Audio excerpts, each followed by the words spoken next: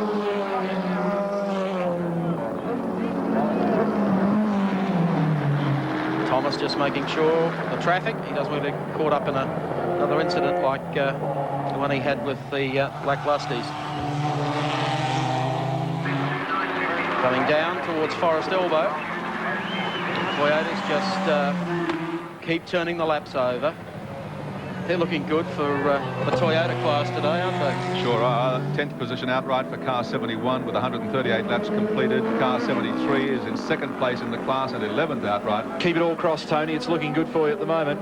He's got the winning grin. I reckon it's a top job from Greg and Paul and Campbell and the boys. Campbell's done a great job with the engine in this car, and he's kept the Ford Sierra running where other people haven't been able to do it. And of course the man that presides over the whole thing, Frank Gardner. Oh, dear me. Win Percy at the wheel of the number 2 FAI Insurance Commodore, and it is DED. Why did he get a cover note? Well, Wood's got about the same look as he had last year when they were motoring down to the pits, probably with the same problem. Meanwhile, Barry Graham brings the mobile concrete pumping Commodore to the pits. They've been pretty consistent and done a fine job all day. Thomas Mazira just coasting down pit lane. There is no pressure on him whatsoever. Just keep all the needles hanging in just the right spots, and he's going to have the biggest career boost of his life. This is a really sensational moment for Mazira. He came out to Channel 7 10 days ago to see us upon his return and looked up some old faces. It was good to have him back in town. Super cooperative. And he said to me after Sandown that he thought the way the car performed there that Bathurst was going to be good for him.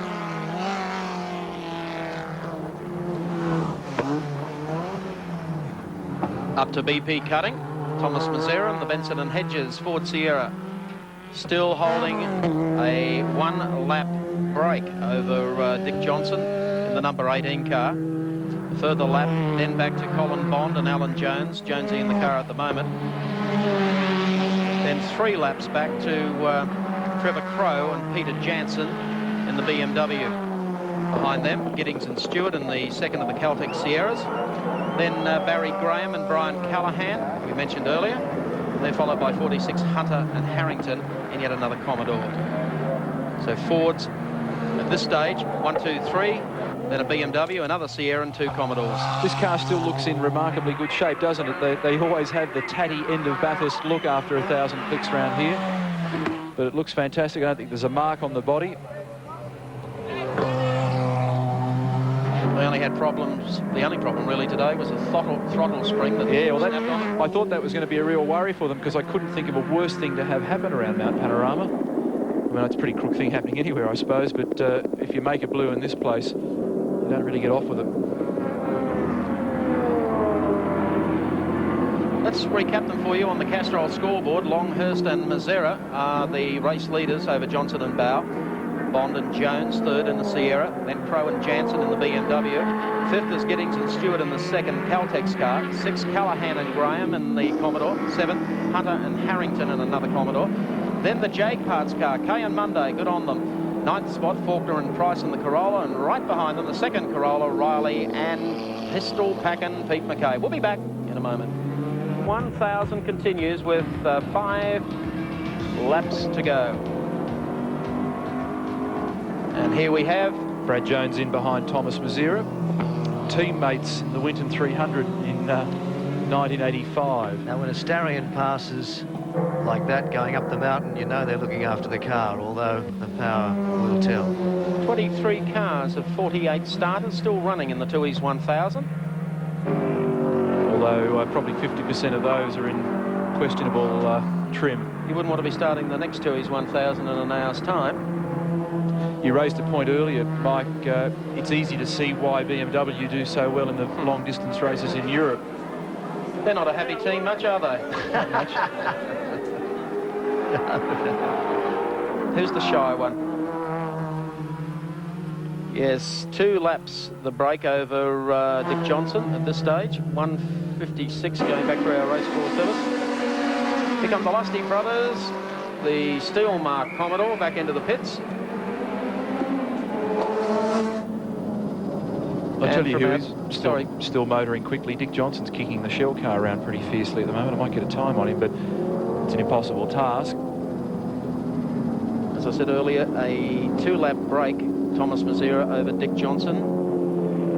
Then 1 lap down back to third placed Alan Jones. 3 laps then to Trevor Crowe and Peter Jansen. Further lap back in number 44 is Giddings and Stewart in the other Sierra. Then still running 6th, car number 37 on 147 laps. Brian Callahan and Barry Graham, and that'll be a great result for them.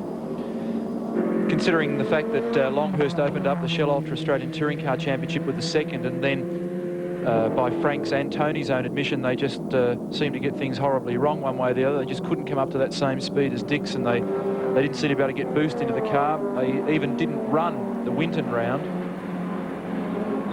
They've just come back quietly. They did a lot of private testing at Lakeside. They've engaged engineers and technicians and computer people from other industries to look at the complexities of programming these engines, and they've come up with the solutions. The other thing that certainly Tony has made mention of a couple of times during the weekend is the fact that one of the things that he likes about this race is that you absolutely know that the fuel all comes from the one source. And gee, hasn't that argument raged throughout the year? But every car in this race being supplied its fuel from one Bowser. They gave everybody an equal opportunity to tune their cars and show who had the best setup. Lap 158, 4 laps to go. Thomas Mazera and the Benson and Hedges Sierra Ford. The thing that impressed me on the first day here of practice, unofficial, though it was, both Tony Longhurst and Dick Johnson came out firing their best shots. They opened at breakneck pace, and Tony, when I asked him about it, said, well, why not? A professional driver. Been testing in the car as late as last Friday in at Brisbane at Lakeside. They were delighted with the way the car was. It was already under the record. There have been ominous little puffs of smoke for the last 2 or 3 laps. I hate to put the mockers on. It's only on the down changes, and they're not. I mean, he's not pushing the car at the moment, so there's likely to be a bit of an oil build-up in the thing anyway. He's not revving its head off. Or he can't be pushing it. As I said, Brad Jones has been on his hammer for the last 2 laps. He's not losing anything at all, except up the mountain. Brad's there for the photograph. So he's just doing it very calmly. Doesn't want to get involved in a scrap between cars in another class or any of the other slower cars in the outright class. You know, the warning was probably on the board in the NZ500 at Sandown, because although I think Tony broke a CV joint or something like that, or an axle or whatever it was, off the line, when they did repair the car, even though they'd lost a bunch of laps, he went like a blinder for the remaining 129 odd laps, and really just, you know, outclassed the field for pace. It was just a shame the way that he got off the line, and so it was probably evident from as far back as 3 weeks ago that the car was certainly capable of it, and they had the thing right up to pace. Coming down beneath the GIO bridge, and he pulls out a little bit of a break that time from Brad Jones. He's just giving it a gentle cuff along down the straights and being really gentle in the turns and under brakes. There's Dickie Johnson at the top of the hill, still a couple of laps down on the race leader. He's going to pull a second out of this, Dick Johnson. He deserves at least that for the effort of 3 race cars starting the event this morning. And John Bow, who is now in the position of being twice the runner-up. He was the runner-up last year after the paperwork was sorted out with Glenn Seaton. So JB's gone very close on a couple of occasions. I'll bet we see his name in the winner's circle before he gives the game away. They've certainly done it the hard way, haven't they? They've lost 2 cars early and then battled this 18 car, about 20 horsepower down on their fast machines, for the last 2 or 3 hours and put themselves in second. It's a credible performance. A lot of people would lose heart, I think, confronted with the bad luck that Dicko's faced today.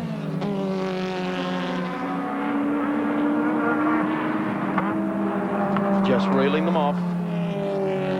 3 laps to go. Thomas Mazera, 25, the Ford Sierra, heads up Motorcraft Hill yet again. I think Dick's about the only one left on the track out there at the moment that's really putting in race times. Everybody else is just praying for the black and white flag to come out at the end.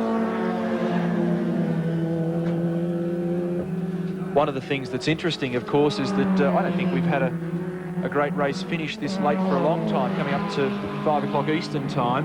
You can imagine there's a couple of spots like heading up to the cutting and going down pit straight where the sun looks like that. There it is. And it's even worse, as Doug's made comment before, all the bugs and things on the screen and oil and all sorts of things smeared on there. It gets pretty hard to see, so a lot of guys will be just taking it very gently, and it's even worse than that when you get to the cutting, believe, or when you're heading up towards the cutting. Good time to have a tinted visor on the front of your helmet.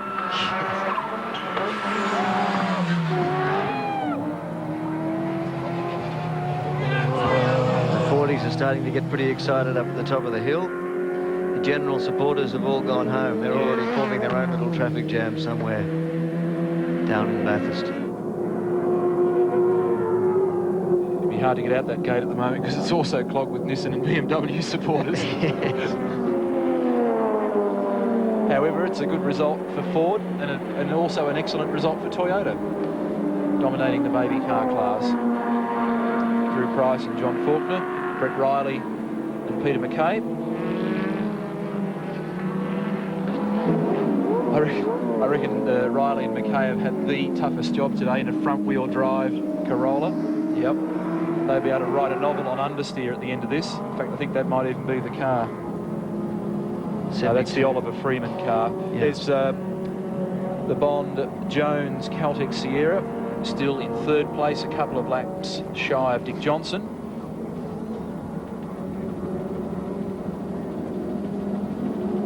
Across the top of Mount Panorama. And it just varies from, for Thomas Mazera, he's held a 2-lap break. Sometimes he stands on it and starts to make some ground up. We show at this stage. 25, the race leader by 1 circuit over 18 Johnson. 2 then back, or 2 laps I should say. And then, of course, another 2 laps back to Alan Jones. So 2 laps from first to second and another 2 from second to third. Still a great result with Sierras. Ford will finish with a 1-2-3 here. Imagine how many they'd sell next week if you could buy them. Yep. It's a funny state of affairs. Yeah, it really is. That's the disappointing thing, because Bathurst was always established, the tradition of Bathurst, of the Holden versus Ford, but you could always buy the Ford at the dealership or something that resembled it. Unfortunately, with this, you can't. But it is the hot racing machine, homologated by Ford for world competition. They call it an XR4 TI Merkur in the States, and it sells in New Zealand. It's also available throughout Europe and the UK. And you can get it in a variety of different models. I mean, you can get them as shopping trolleys with little single... Then why don't they market it here? Oh, I guess it just doesn't fit into Ford's marketing plans in Australia. They've already got a range of cars that they've determined suit the Australian market. You have Telstar and Blazer, and of course the new model. So I guess it just doesn't fit into the pattern here. But, you know, and the other thing is that it's so complex now, the motor industry, with the way tariff structures are and sales tax and import duties and things, that it may simply be a question of why not just build something locally. And obligations, of course, to have a certain percent Australian content. Yeah, I mean, it's a complex thing. Take it out to explain it all, but... it still seems ridiculous that they don't capitalise on a significant win in what is the greatest motor race in Australia. Well, I guess there may be a market there for a special vehicle in the same way that Holden do the Group ASS. As the last lap board comes out, 6.2 kilometres to run. Well, it's going to be a big payday for Thomas Mazera in the Benson and Hedges. And good on him. Fantastic. Yeah, it is good to see. The youngster who went overseas has done it pretty tough, and this will help enormously in Europe for him. He's been doing race driving instruction at Brands Hatch to help to make ends meet and pay the bills. And he's been doing a lot of the work in Europe for Frank Gardner and Tony Longhurst, sourcing components they need and getting information and whizzing it to airports and on the phone and on the fax machine. And they've paid him off by saying, listen, come out, have a run with us. We've seen what you can do in Formula Ford. All you need is a bit of time in the car, and I know you can do the same in a touring car, and he's proven them right. Yes, a model of consistency today. Thomas Mazera out of BP Cutting. Still holding that 2-lap break over Dick Johnson in car number 18, the Shell Sierra. And then 2 back to Colin Bond. The race has been going now for 7 hours and 1 minute. But who's counting? A heck of a day. Wait for the reaction. For Thomas Mazera, Tony Longhurst and Frank Gardner. Fans on top of Mount Panorama saluting them as Mazera brings the car down towards the S's. Brad Jones is still closing for that photograph. He's come right back up. He was at least 200 metres behind up the hill. He's back down for the photo. Yeah, he's not too silly. No, hope the brakes are good on the Mitsubishi. Down to Forest Elbow.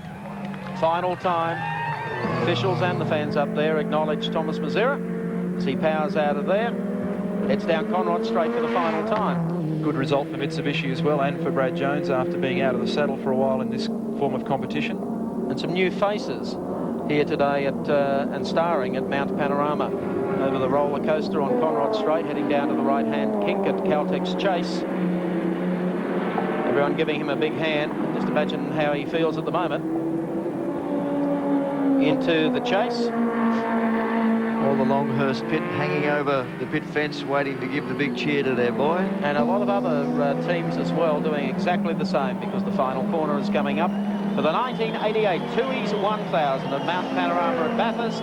Congratulations to Thomas Mazera, the great race winner in our bicentennial year. Frank Gardner has finally cracked it, and so too has Tony Longhurst, and they deserve it. Great feeling for Tony. Frank Gardner might even crack it for a smile after that. He's pretty stony-faced as Frank at the best of times. He deserves it. Good stuff. Tony Longhurst now being descended upon by every radio and television yes, all the station walking, talking media. Including a Queensland radio station I see there. He's a Queensland boy, Longhurst, isn't he? Yes. Dickie Johnson in second place, car number 18, after a great drive with John Bowe. A couple of dead vehicles, but the third vehicle lasted and brought him home the result that he wanted. So John Bowe now twice the runner-up, 2 years running. And third place is going to go to car number 4 with Alan Jones at the wheel, the Colin Bond Caltex Racing Ford Sierra. So well done, Tony Longhurst. Terrific performance. A great result, as I said before, for... and there's Jim Richards getting in there as well. Jimmy and Tony were teammates for so many years, and there's Frank. Their race team secretary, Margaret, in the background as Alan Jones comes through. The left-hander comes up, pits straight now for the last time and gets the checkered flag. The best result for Jonesy at Mount Panorama. And terrific result for Campbell Little, the guy that builds the engines for the Benson and Hedges team. So there it is, Tony Longhurst, the winner of the great race. We're back with more of the aftermath in just a moment. Let's recap. Fourth and Giddings and Stewart round off the 5. It's been quite a race. The jubilation of Victory Lane is still to come. The Tooheys 1000 here today at Mount Panorama. A deserving youngster at that, and I refer to Thomas Mazera. I've got another youngster next to me at the moment who was doing pretty well as well today. Had a little bit of a lash, but you've got to be in it to win it. We didn't get there at the end, but Tony Longhurst certainly did, and what a great performance. In fact, I think it was Tony's birthday on Saturday, so happy birthday, Tony, and congratulations and a fine win for the great race this year. You know, well done, good stuff. What about Dickie Johnson? 3 cars and just getting 1 to the line. It's so hard for Dick, isn't it? I mean, what did he win? He grabbed a win in 1981. He's come unstuck here with the Rock. He spent a fortune this year with 3 cars, and Neil Lowe and the boys invested a lot of time and money with their engineering package. They tested, they went to Silverstone to get 500 kilometres of testing up on that car. They've come to Bathurst and torched 2 of them. One of them went to the flag with John Bowe at the wheel, and then Dickie there right at the very end. A second place, I suppose, it's better than nothing, but I'm sure Dickie would have loved to have had a fair dinkum, you know, flag-to-flag win. I thought it was great to see Colin Bond and Alan Jones finish third. It would give Colin a lot of heart. Yeah, I think it would, because, you know, I think Bondi was 3rd in this year's Shell Ultra Australian Touring Car Championship, and, you know, right at the very end there, after things looked really good for him, he kept talking about the big horsepower engine that they'd built up for the car, and it just didn't seem to work for them. Every time they tried to run it, it was smoke and steam and oil everywhere. True.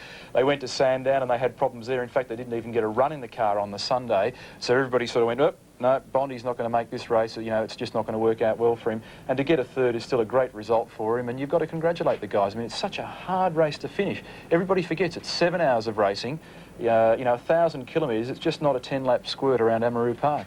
What about the offer of Tom Walkinshaw to withdraw his protest just prior to race start?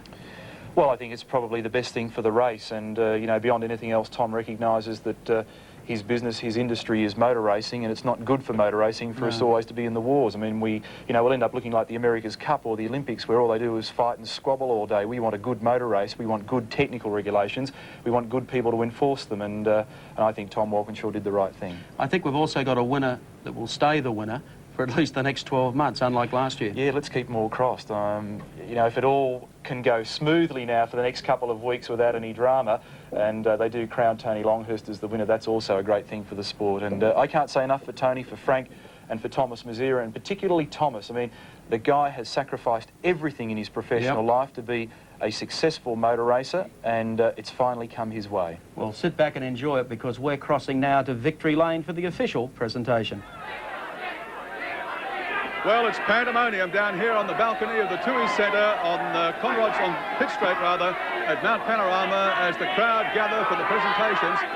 They're chanting for Ford because it's a Ford victory. I'm not quite sure whether they're chanting for Dick Johnson or for Tony Longhurst and Thomas Mazera, but of course it's Longhurst and Mazera who've won the great race for 88 in the 25 Benson and Hedges Ford Sierra entry. Let's get them out here on the balcony for their due congratulations. Here comes Thomas Mazera, greeted by the Bathurst race queen, Nicole Dorman. Congratulations from John Large, the president of CAMS, from the Lady Mayor of Bathurst, Anne Ashwood, the president of the Australian Racing Drivers Club, Burlington. Here's Tony Longhurst. John Bagshaw is here, the chairman and managing director of General Motors Holden. He's the Grand Marshal for this year's race. The champagne is spraying, the crowd love it. It's a great scene. Tony Longhurst and Frank Gardner have worked so many years for a big race victory, and they've pulled it off here this afternoon. And what an exciting time for young Thomas Mazera, the former Australian Formula Ford champion who's been to Europe to get experience the last couple of seasons, to come back here and share in such a tremendous victory. We're going to get the drivers in here. Tony Longhurst, come on in. Mr. John Ryan, the chief executive of Bond Brewing, is going to present the trophy to Tony Longhurst. Congratulations, Tony and Thomas. Thank you for maintaining the tradition of the Tooheys 1000 as being the most challenging and exciting race in Australian history. Congratulations, and I'm proud now to present you the trophy.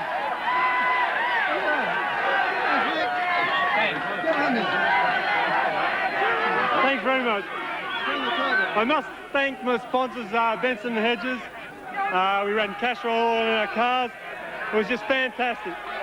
Frank Gardner has worked so hard and looked after me for the last 3 or 4 years. And my team, you know, just put so much effort in. I don't know what else to say. I'm just so happy. Thomas did a great job. We worked very hard today. I set myself a pace after about the first 10 laps. And the canvas went fantastic. Thanks again. You're going to throw the hat. There's a great scramble for it, the winner's cap. It's kind of a tradition here. And Tony Longhurst, I don't know where it's gone. It's disappeared in a sea. Come back in here, both of you. Tony, Thomas Mazera. I know it's pandemonium here, but we'll try and make some sense out of it. You've got to say, I guess, that Thomas drove a great stint in the car as well for his first time out at Bathurst. Brilliant. I'm just so pleased. He did exactly what we asked of him. Just couldn't be happier. And Frank Gardner's been plotting and planning a big race win here at Mount Panorama for many years. It must be a great reward for him as well. I'm so pleased for Frank. You know, he's done so much for me. If it wasn't for him, I wouldn't be here. And I just can't thank him enough. The time, his advice on how to drive, and you know, I'm just ecstatic. The boys have worked so hard on the car. My sponsors, Benson and Hedges, Motorcraft, Castro Oils. There's a crowd going berserk. Thomas Mazera. Go on, Thomas, throw it over. A brief word, Thomas. This sure makes it worthwhile coming back from Europe to drive here today. It's wonderful to drive for a professional team.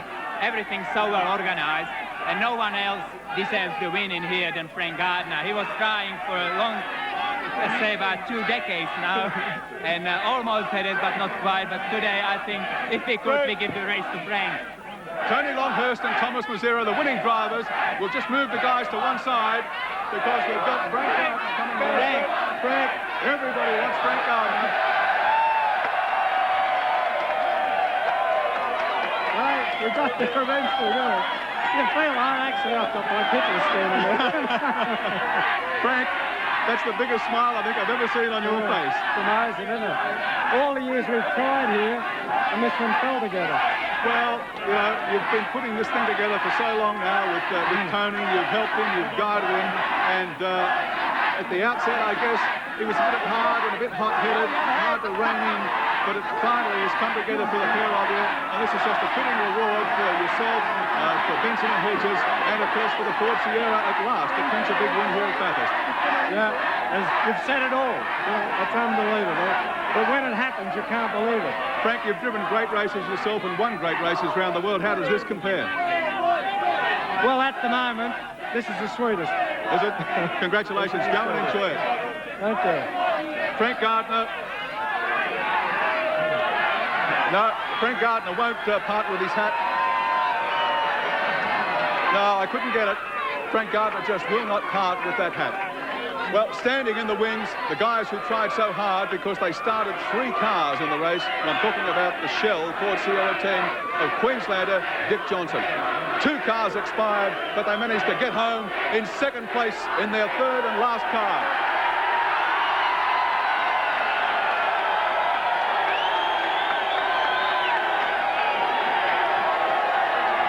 And I think it's only fitting that the chairman and managing director of Holden's, who's the Grand Marshal here today, ought to shake your hand, Dick. Hey, Dick, it was a great deal on the day. Tremendous.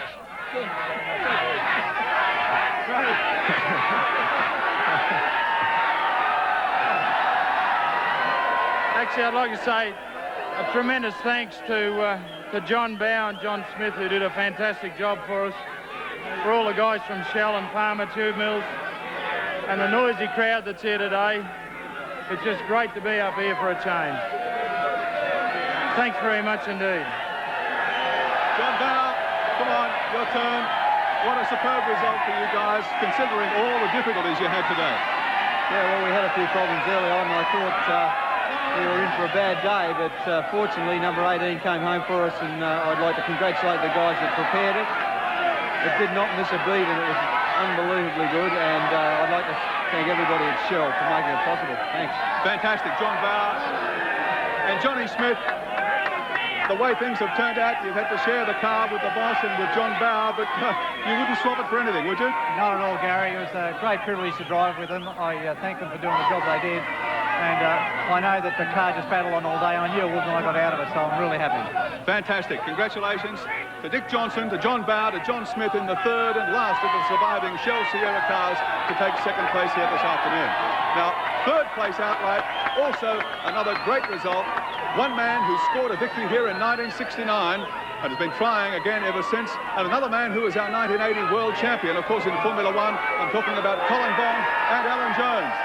3rd place outright for the Caltex Ford Sierra.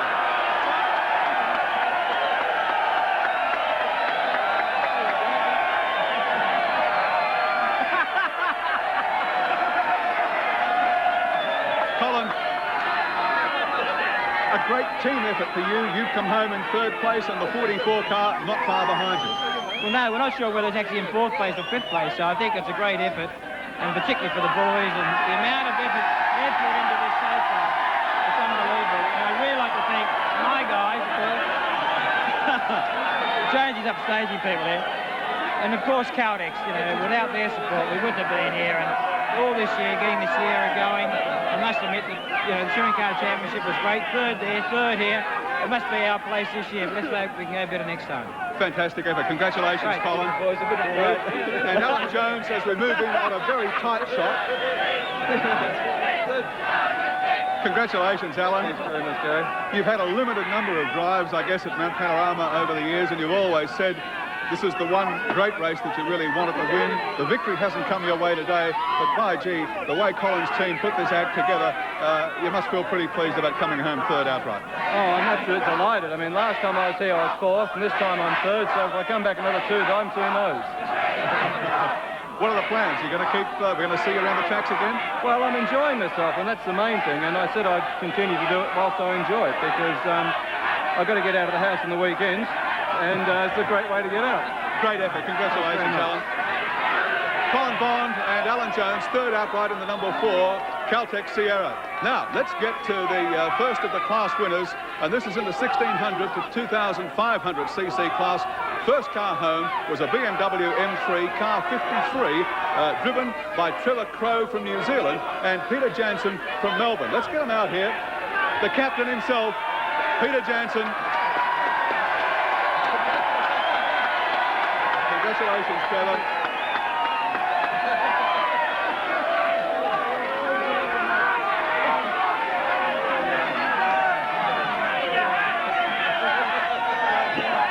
Well, maybe you guys aren't surprised, but you've surprised a lot of other people out there today. Yeah, well, it just goes to show you what a New Zealander and a sort of an Australian can do when they drive reasonably conservatively and just keep the car in one piece. But no, it's a big thrill for us. Congratulations, fantastic effort. We've got to get a word from the captain. It wouldn't be the same if we didn't.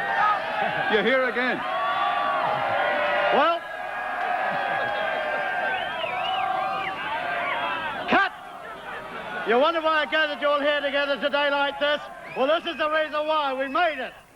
Thanks for coming. Peter Jansen and Trevor Crowe. Now, the under 1600cc class winner, and we've got them coming out right now in car number 71, John Faulkner and Drew Price. Bring them on out.